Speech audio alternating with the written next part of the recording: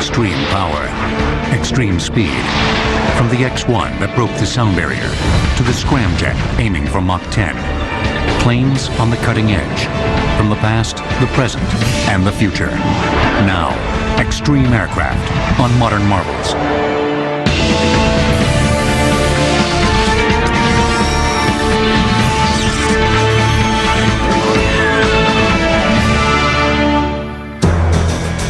In March of 2004, a test plane mounted on a rocket carried aloft by a bomber made history at Edwards Air Force Base, east of Los Angeles.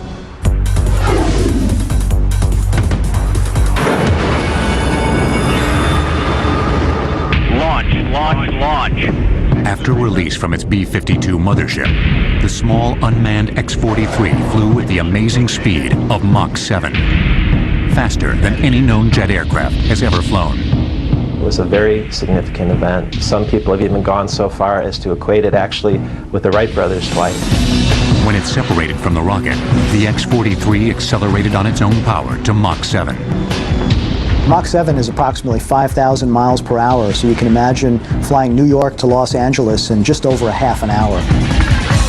The NASA Dryden Flight Research Center says the Scramjet-powered X-43 is capable of reaching at least Mach 10. A scramjet is a supersonic combustion ramjet. The ramjet, sometimes called the flying stovepipe, is one of the simplest engine designs ever conceived, with virtually no moving parts. It's basically a hollow tube into which fuel is injected and ignited. Unlike regular jets, there are no compressor blades inside to compress the air. In a ramjet, supersonic air is slowed down to subsonic speed inside the jet engine. But in a scramjet, the air moves through the engine at supersonic speed. The X-43 vehicle has to endure some very extreme temperatures. The temperature along the leading edges of the vehicle, for example, are in excess of 3,000 degrees Fahrenheit. The front of the X-43 and the leading edges of the tail are made of carbon-carbon, a lightweight and strong composite material that can withstand extremely high temperatures. Carbon-carbon that we use is sort of a high-tech cousin to carbon fiber. It's the carbon itself is different. It's a much higher temperature. The bonding agent is much higher temperature. It's good to 3,000 degrees without degrading. It doesn't wear away. What you see is the front end of the vehicle, the tungsten nose. The very front edge is the carbon-carbon leading edge that provides the thermal protection. As you can see, there's a lot of complicated machinery and very densely packed systems inside this vehicle in order to make it work. A number of small electric motors on the aircraft are controlled by computer signals from the ground. Motors on these electric actuators move the surfaces. That's how we maintain control of the vehicle in flight. Ignition. Keeping the fuel burning inside the engine at supersonic speeds has been described as trying to keep a match lit in a hurricane. The flame doesn't really blow out because there are areas in the engine, small areas that aren't supersonic, that allow a flame to grab hold and to sustain itself. There's something about flying that fast that I think just captures the imagination of folks. It's just phenomenal to imagine flying that fast. I'd say the main interest you find for the scramjet in the near term would be the military. They would like to have a missile that goes, say, Mach 5, Mach 6, 5 or 6 times the speed of sound, so it can get to a target very quickly and has a lot of range in doing that. You can do that now with a solid rocket motor, but it runs out of gas pretty quickly. The Air Force is also interested in using scramjet propulsion for super-fast bombers that could strike anywhere in the world with amazing speed, flying more than 10 times as fast as current bombers. There's no reason that a human couldn't pilot or be a passenger on a hypersonic airplane. Vision vehicles, as we call them, include space access vehicles to take astronauts to the space station or to orbit, and also potentially passenger vehicles, again, to take people to the other side of the world. Some experts believe the scramjet could usher in a whole new era in aviation. We entered the 19th century moving at 6 miles an hour, the speed of an animal-drawn vehicle. We entered the 20th century moving at 60 miles an hour, the speed of a steam locomotive. We entered the 21st century at 600 miles an hour, the speed of an intercontinental jet airliner. And if you plot this in semi-logarithmic fashion, you get a nice straight line that indicates we may well enter the next century at 6,000 miles an hour, which is precisely where you see the X-43 really pointing us and heading in that direction. The X-43 Scramjet is carrying on a tradition of cutting-edge aircraft development that goes back decades. And although Mach 7 is a major accomplishment for an air-breathing jet engine, rocket-powered planes were flying almost that fast decades ago. It all began with the most amazing series of extreme aircraft in aviation history. They were called the X-planes, the X standing for experimental. The very first X-plane was appropriately named the X-1.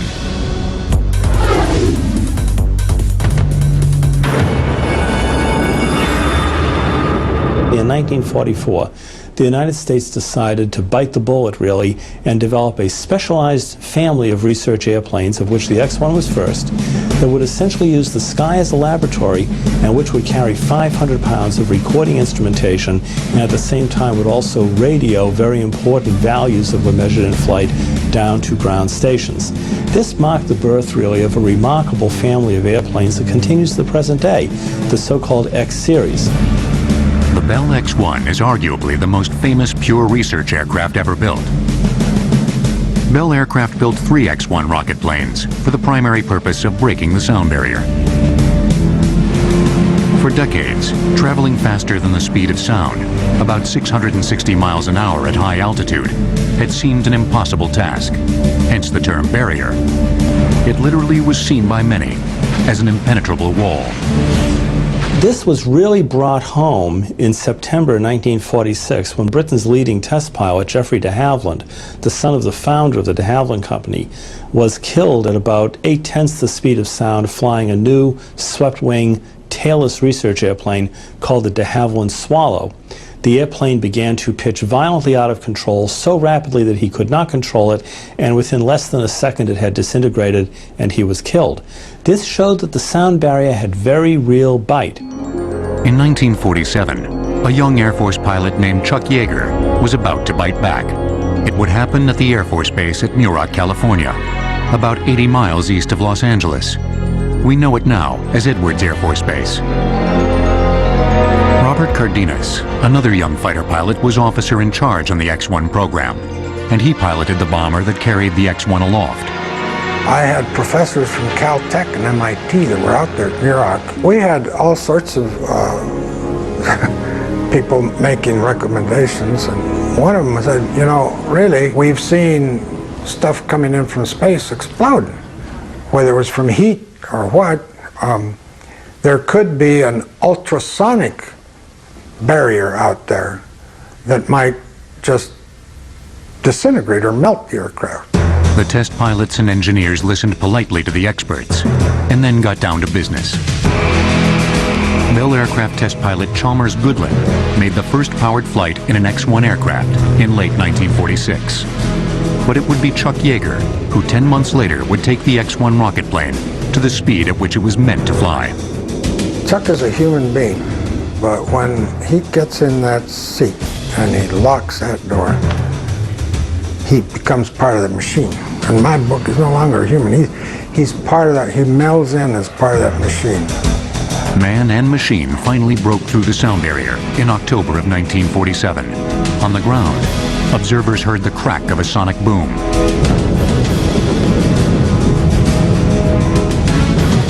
Air Force Captain Chuck Yeager and the X-1 had just launched a new era of supersonic flight. Chuck was the X-1, period. That was it. And I really don't know if anyone else could have done it. High airspeeds are described in Mach numbers, using a formula named after an Austrian physicist, Ernst Mach. The speed of sound is Mach 1, and Yeager had reached Mach 1.06 on that historic flight. Later generations of X-1 aircraft would fly twice that speed. Okay, drop it, Daddy. Drop. In In 1953, Chuck Yeager took one of them to Mach 2.44. Many more X-planes would follow the X-1, but none would provide more crucial research data than the X-15.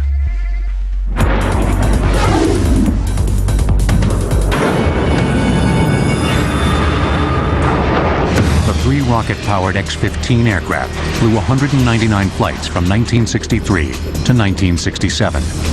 Far beyond supersonic, these research planes ushered in the era of hypersonic flight, the term for speeds greater than Mach 5. We had a 57,000-pound thrust rocket engine that was completely throttleable, the first of its kind, and you had tremendous problems in simply making this a reliable propulsion system. Now, once we did, all speed and altitude records very quickly were eclipsed by this airplane. It went out and immediately took us in a piloted sense to Mach 4, Mach 5, Mach 6. As rocket planes like the X-1 and X-15 made amazing progress pushing the limits of speed, they paved the way for a new top-secret aircraft that to this day inspires awe, the SR-71 Blackbird.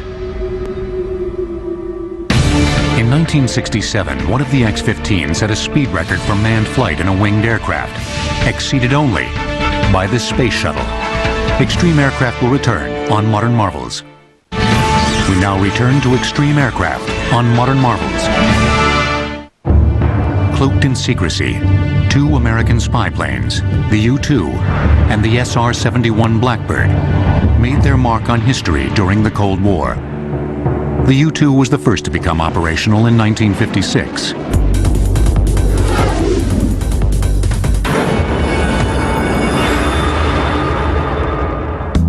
Built originally for the CIA by the Lockheed Advanced Development Projects Group, better known as the Skunkworks, the U-2 could fly higher than any aircraft in existence at the time and provided crucial intelligence on Soviet military activities.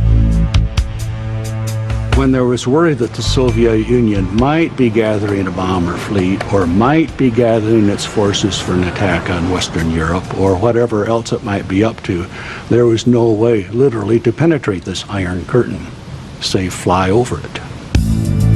To operate at 70,000 feet and higher, the U-2's jet engine had to be virtually hand-built, with much closer tolerances to reduce air pressure losses at high altitudes.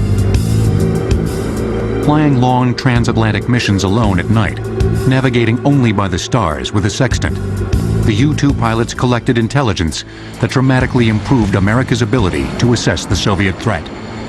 The U-2 operations really gave rise to some remarkable images. There was imagery brought back that showed Soviet fighters trying to climb and catch it, stalling, spinning out of control, falling to earth, other airplanes trying to do so-called pop-ups to get to altitude. Clearly they knew we were there, but they were very frustrated at not being able to reach us with airplanes. The long, wide, straight wings of the U-2 gave the plane glider-like characteristics. And it would soar so far above the ground that even if the Soviet military detected it, they couldn't reach it with fighters or missiles. Or so it was believed, until May 1st, 1960. On that day, Francis Gary Powers was shot down by Soviet missiles as he took photos from 67,000 feet. After Powers successfully ejected, the Soviets put him on trial for espionage. The incident severely strained U.S.-Soviet relations.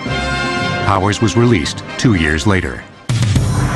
Today, high-altitude reconnaissance is done mainly by satellites, but an updated version of the U-2 has provided battlefield intelligence in Bosnia, Kosovo, Afghanistan, and Iraq.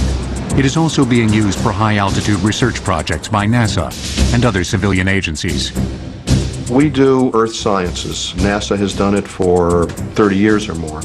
And that requires overflight over forest fires, over forests, desert, into the Arctic to check on the ozone layer, which NASA first discovered. We fly a bigger variant of the U-2, but we have two of them, and we fly them worldwide on various missions of those kinds. As effective and enduring as the U-2 has been, it wasn't enough to meet America's reconnaissance needs at the height of the Cold War. Once again, the Lockheed Skunkworks, headed by the legendary Kelly Johnson, was tapped to come up with something better. And in 1962, they outdid themselves.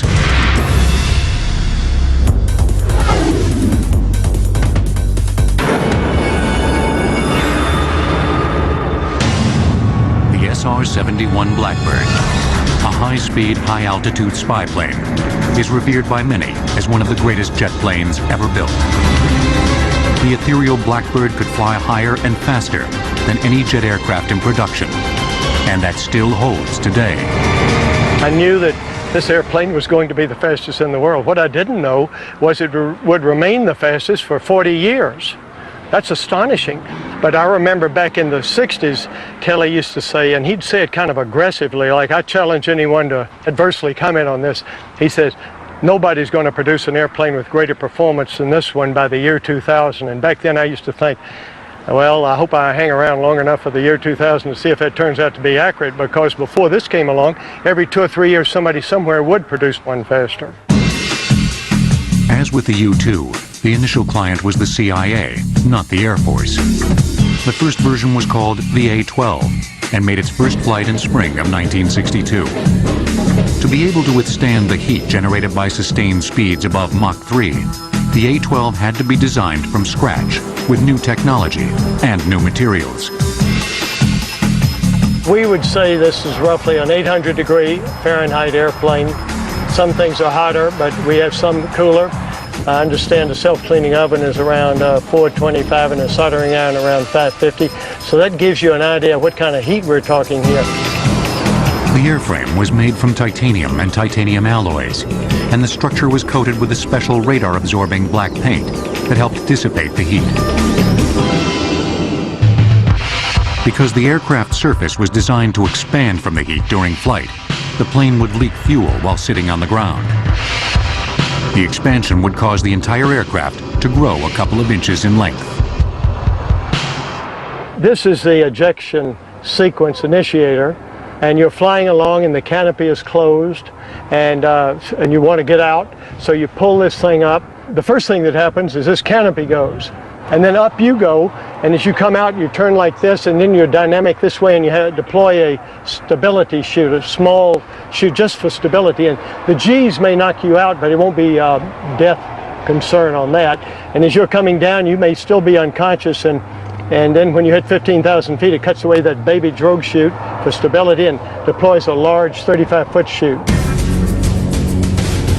The aircraft was about 100 feet long and could carry 20 tons of special JP-7 jet fuel in the fuselage and wing tanks, enough to fly for about 2 hours. During this time, the high-flying spy plane could survey about 200,000 square miles of the Earth's surface. The CIA's highly classified single-seat A-12 version first flew in 1962, and the Air Force's twin-seat SR-71 version first flew in 1964. The two planes were nearly identical, and both could fly faster than Mach 3 at heights above 85,000 feet. The CIA continued to fly the A-12 until 1968, when the Air Force Blackbirds, based at Edwards Air Force Base, took over the reconnaissance duties. It wasn't only the fastest and highest flying airplane of its day, it also pioneered what today is called stealth, the ability to evade detection by radar. That airplane has these very, blended shapes and sharp chines, and it's got the tails folded in and so on. And they, did not much by calculation, but a large amount by intuition and by taking it out to a radar range, sort of the equivalent of a wind tunnel for radar, with models and trying different shapes and so on. And basically, by the time you saw the thing on radar going at Mach 3, it was gone. But now the Blackbird really is gone. The military mothballed the SR-71 fleet in 1990, claiming satellites could do the job better. 2 of the Blackbirds were temporarily reactivated in 1995. Before there ever was an SR-71 Blackbird, another, even more futuristic-looking aircraft was being tested at Muroc. And this one was so far ahead of its time, it would have to wait decades before aviation technology caught up with it. In In 1974, an SR-71 Blackbird flew from New York to London in a record 1 hour, 54 minutes, and 56 seconds. Extreme aircraft will return on Modern Marvels. We now return to Extreme Aircraft on Modern Marvels. Flying Wing says it all about the appearance of two of America's most futuristic-looking bombers. One from the past,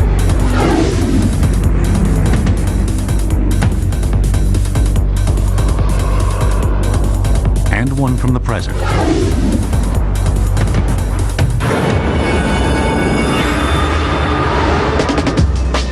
Although separated by nearly half a century, they have exactly the same wingspan and were developed by the same company. The original Northrop Flying Wing bomber first flew in 1946. Its contemporary counterpart, the B-2, had its first flight in 1989 and will probably still be flying decades from now. Aircraft pioneer Jack Northrop was a champion of the flying wing design, which eliminates the standard fuselage and tail found on most aircraft.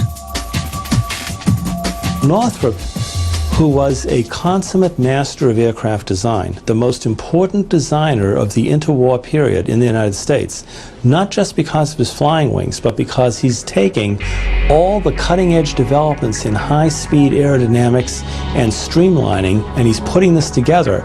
Northrop felt the next logical step was the pure flying wing. This became almost an obsession with him. In 1941, Northrop was awarded a contract to develop and build the XB-35 Flying Wing bomber, capable of carrying a bomb load of over 52,000 pounds with a range of 7,500 miles. World War II was over by the time the XB-35 first took to the air in 1946, powered by 4 piston engines. The following year, the YB-49 Flying Wing with 8 jet engines made its first flight. Air Force Major Robert Cardenas, the officer in charge of the X-1 project, was also chief test pilot for the YB-49 Flying Wing. Because of the plane's unconventional flight characteristics, Cardenas was nearly killed when he tried to put the flying wing into a stall during testing. When you start slowing down, there's one point at which the airflow over the wing ceases to create lift and you quit flying. And it shudders and it shakes. That's a stall. But I was waiting for the shudder, and instead of that, it just gave kind of a lurch and it went over backwards and started tumbling backwards. So I reached up and I hit the left throttle full power on the left side. Even though it was tumbling, this side went up, tumbled it over into more of an inverted spin, and I could get out of that. Although Northrop insisted the flying wing couldn't possibly tumble, Bob Cardenas knew it could. And he warned his good friend Glenn Edwards, another test pilot, about the problem. Cardenas was apparently proven right by a tragic accident in 1948 that killed Captain Edwards. Edwards was testing the flying wing when it crashed for unknown reasons, killing all 5 members of the crew. I think they were stall entry maneuvers, and maybe they entered it at a little higher speed than I did, because on that first lurch where it goes over backwards, the load is on the wing like this kind of a load, and that's what broke off. The wings broke off outboard of the jet engines. The last thing Edwards wrote on his notepad indicates he may have put the airplane into a stall, in spite of the advice he got from Bob Cardenas. One of the things that they had found was one knee pad card, which said stall entry maneuvers. The accident would change Muroc Air Force Base forever. It was renamed Edwards Air Force Base in honor of Cardenas's friend and fellow test pilot. In spite of severe problems with the aircraft, the YB-49 Flying Wing program continued, and Cardenas was developing strong misgivings. I did not want them to buy the airplane.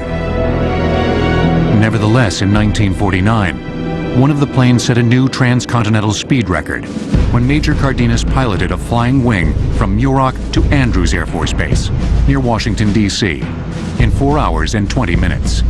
President Truman was there and was favorably impressed. Truman came up in the cockpit and he looked around and He was a pretty crusty old guy. He used a little more foul language than I'm going to say. He said it looked pretty damn good to him. He said he's going to buy some. I bit my tongue.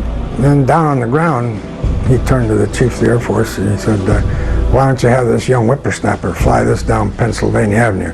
Rooftop level, I want people to see what I'm going to buy. So I did. I slowed down. I slowed down to about 300, 350 knots. But I had never really realized how heavily forested the city of Washington really is. It's a jungle. Well, while going down the avenue and losing the avenue amongst the trees, all of a sudden I looked up and the Capitol Dome was straight ahead. So I had to pull up to go over it. Somebody on the steps took this picture as we were going over the top. The ill-fated trip back to Muroc would help bring the troubled flying wing project to an end. During the flight, 6 of the bomber's 8 jet engines caught fire, forcing an emergency landing in Winslow, Arizona. Later that year, the Air Force's order for 30 flying wing bombers was canceled. But the Northrop Company wasn't finished with the flying wing idea.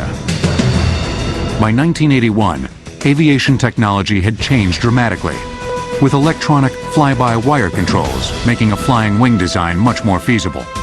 Fly-by-wire is basically computer controlled. There's no hydraulic or cable linkage to the controls. The computer is monitoring what you want it to do and adjusts the flight controls in accordance with what you're asking the airplane to do. Northrop Grumman won a contract to build the Air Force a new bomber that would use Jack Northrop's flying wing concept.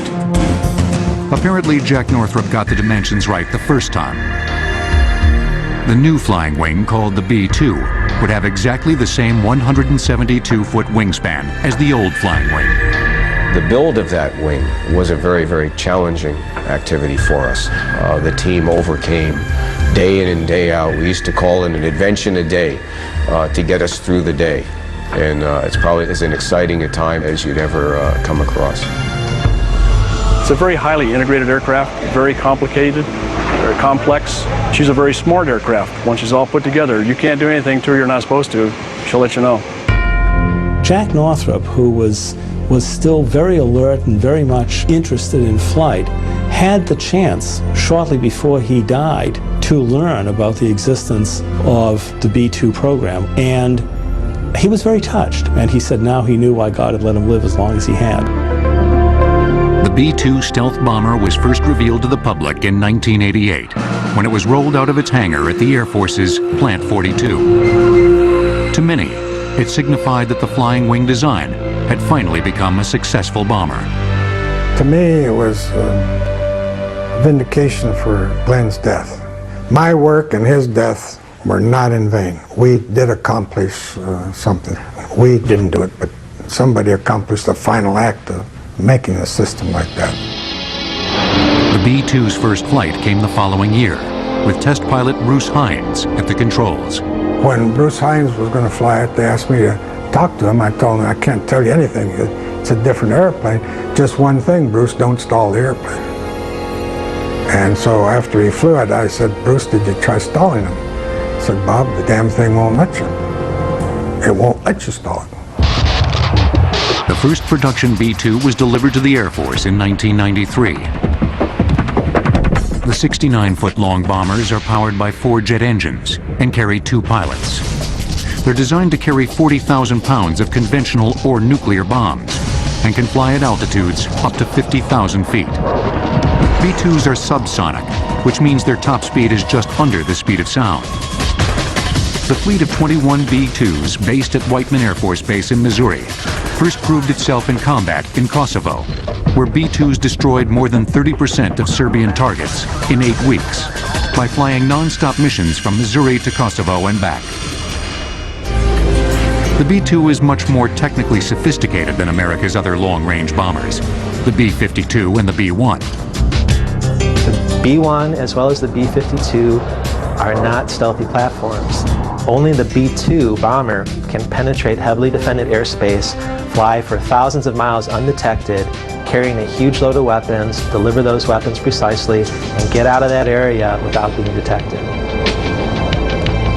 Jack Northrop would be more than proud, and proud of the people every bit as much as he's proud of what the people have done with the technology, and certainly some of the very basic vision that he had years and years ago.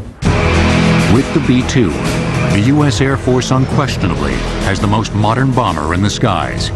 Now, they need a fighter to match. Enter the F-A-22 Raptor.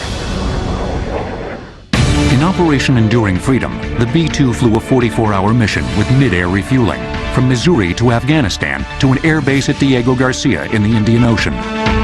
Extreme aircraft will return on Modern Marvels. We now return to Extreme Aircraft on Modern Marvels. The McDonnell Douglas F-15 Eagle first flew in 1972.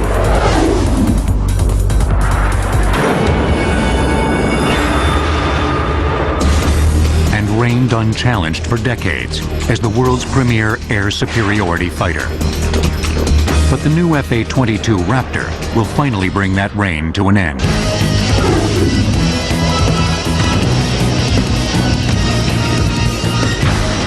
Both the F-15 and the Raptor fly and climb faster than conventional jet fighters.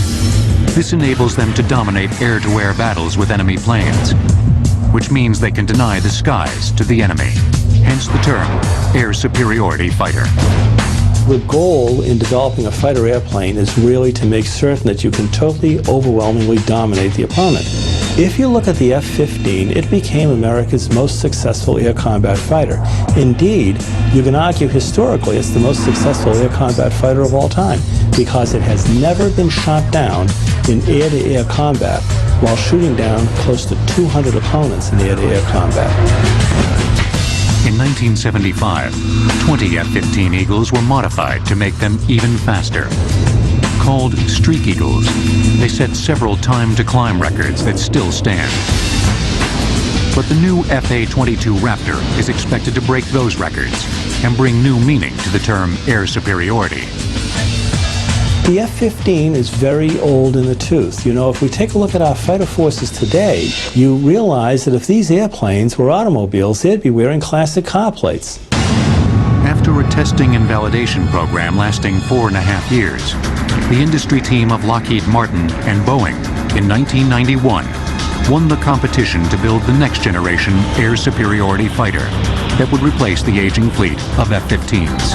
It capitalizes on a number of technological revolutions, and this enables us to get first look at an opponent, first shot at that opponent, and first kill, where we are literally moving out of the fight before the enemy realizes they're being attacked.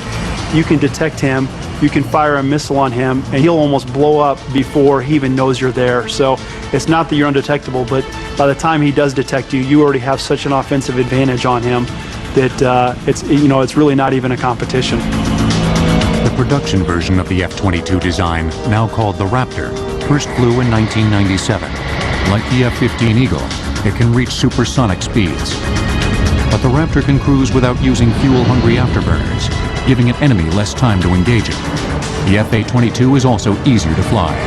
An Air Force pilot who was training to fly the F-A-22 told a bunch of reporters recently on the trip that I took that traditionally a pilot had to spend about 85–90% of his or her brain power just to attain a situational awareness, just to take the information from each of his sensors and understand what they were telling him. He says with the F-A-22 Raptor, that situational awareness is almost instantaneous, so he has most of his brain power left to devise how he's going to attack a certain target or how he's going to evade something, that type of thing. So that's a real significant difference. Another capability that gives the Raptor an edge is thrust vectoring, a system that allows the blast of hot gases coming out of the engine to be pointed in different directions. This allows the aircraft to change direction much more rapidly than conventionally powered fighters.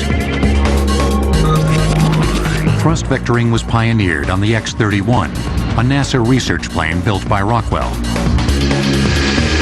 The X-31 put on a dazzling display of thrust vectoring capabilities at the Paris Air Show in 1995. Most people at the air show in Paris when they first saw that thought the airplane was going to crash. And then it just flies right on out and goes and does another maneuver.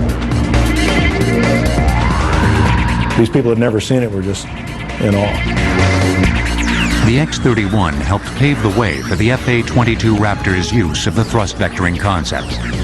The maneuverability of the FA-22 in a dogfight is such that if you're in the merge and you're doing that spiraling telephone pole of death, you know, where you're going down, descending, losing altitude, and trying to outturn the other guy, with the FA-22, with that thrust vectoring, it allows you to thwap, put the nose right at the guy, and fire a missile and end the engagement. You initially try to start fighting just like you did in an F-15, and then you start to realize what capabilities you have and what limitations no longer apply to you. So you adapt real quickly, but it doesn't take someone very long. After a sortie or two, coming from the 15 into the F-22, it's an awesome capability. The FA-22 is also stealthier than any other jet fighter, including the F-117 stealth fighter, which represents an older generation of stealth technology.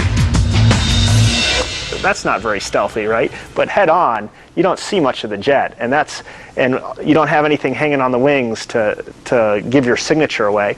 And so we like to say, beware of Raptors with open doors. You know, when the doors are open, that means that you're shooting something, and the doors open quick, shoot something and close before a radar signature gets transmitted back to the enemy. 'Cause even when the doors open, now suddenly you have sharp corners and weird angles, and that can reflect radar back in a direction you don't want to.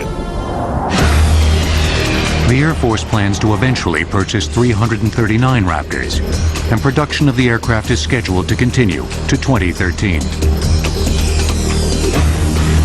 The FA-22 is an Air Force pilot's dream. But there are planes on the horizon that may be more like a pilot's nightmare, because these aircraft have no pilots. The F-15 Eagle can climb at more than 40,000 feet per minute. That's sea level to the top of Mount Everest in 45 seconds. Extreme aircraft will return on Modern Marvels. We now return to extreme aircraft on Modern Marvels. The Global Hawk spy plane points the way to what some believe will be a pilotless future.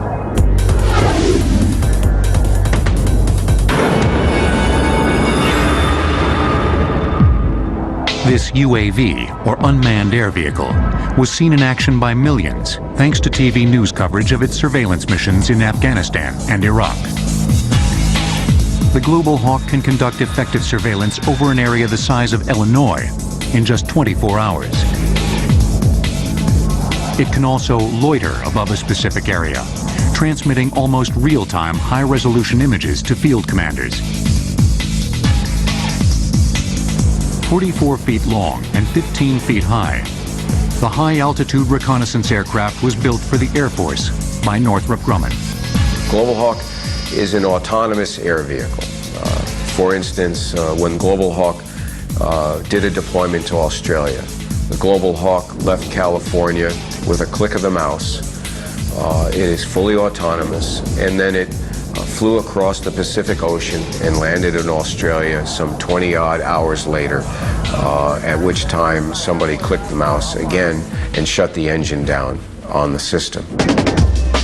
With its range of more than 14,000 miles and an ability to fly for 36 hours straight, it can travel to any point on the globe, conduct surveillance, and return to its base in the United States, all without a pilot.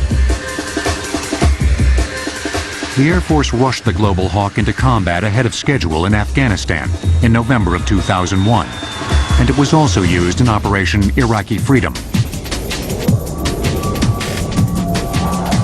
Although it flew only 5% of the surveillance missions over Iraq, it accounted for more than 55% of the information on time-sensitive targets, many of which were destroyed. After collecting more than 3,700 images over Iraq, the Hawk returned home in May of 2003. Air Force officials said the Global Hawk was over Iraq from the very beginning of the operation and had a direct impact on the Republican Guard's destruction. Although most use of UAVs so far has been for reconnaissance, there is growing interest in putting weapons on them. The Unmanned Combat Air Vehicle, or UCAV, is seen by some as the top gun of the future.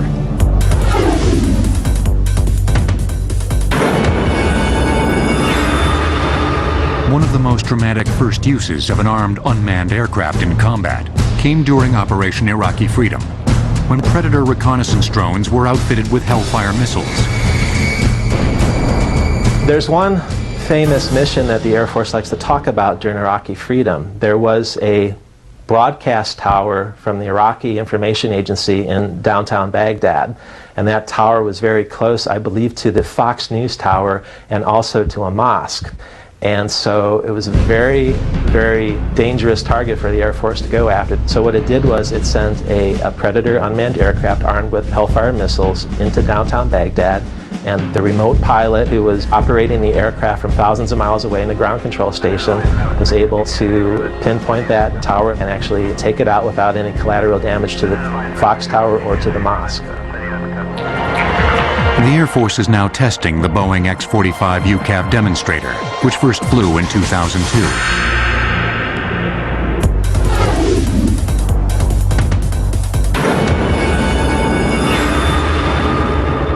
The X-45 is the first unmanned aircraft that has been designed from its inception to be a combat vehicle. Mark impact. A larger version, the X-45C, is the precursor of Air Force UCAVs that will become operational in 2010. The X-45C will be nearly 40 feet long, with a wingspan of nearly 50 feet. It will be able to carry 8 GPS-guided bombs, weighing 250 pounds each in its internal weapons bays.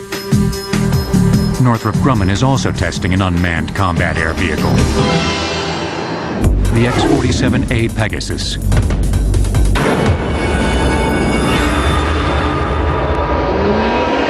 It was designed as a flight demonstrator for the X-47B that could be used by the Navy. Pegasus was our UCAV demonstrator. It was a company-funded investment. The way we approached the Pegasus was basically to demonstrate that, in fact, you could take an unmanned combat air vehicle and land it on the deck of an aircraft carrier.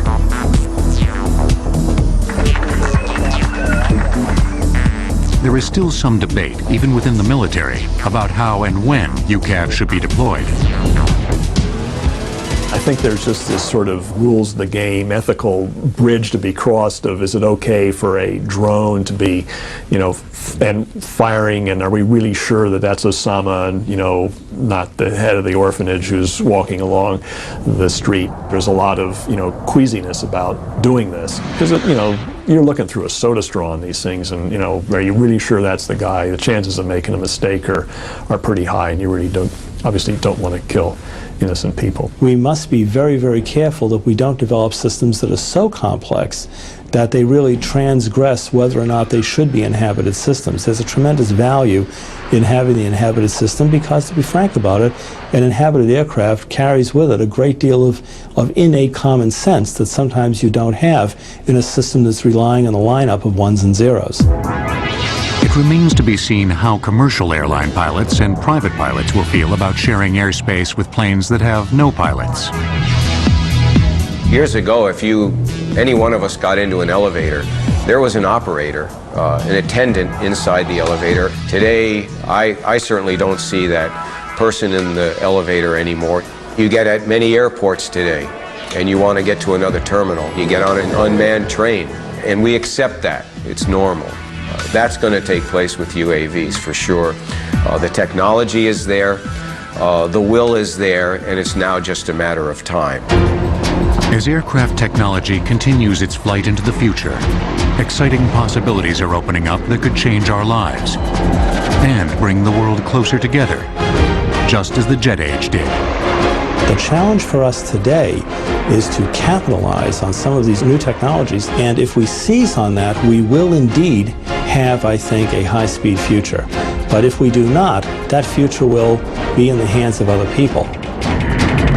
America's very first jet, the P-59 Aerocomet, took off and flew into the future more than 60 years ago.